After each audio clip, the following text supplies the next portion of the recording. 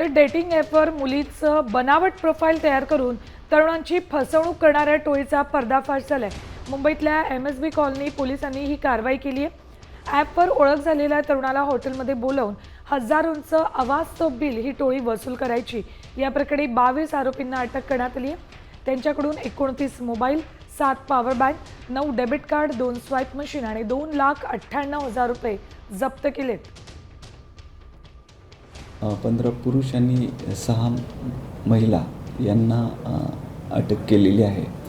या गँगची मोडस अशी एक जवळपास आज मार्केटमध्ये 12 प्रकारचे डेटिंग ॲप्स आहेत। तर त्या ॲपवरती हे फेक प्रोफाईल बनवतात। 2 टीम काम करते, एक प्रोफाईल बनवणं आणि रिक्वेस्ट टाकणं।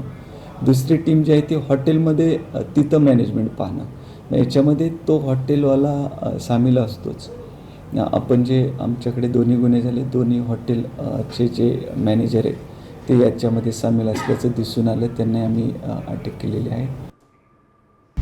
आता isakal.com आहे देशातील नंबर 1 ची मराठी न्यूज वेबसाईट। प्रत्येक अपडेटसाठी isakal.com ला नक्की भेट द्या।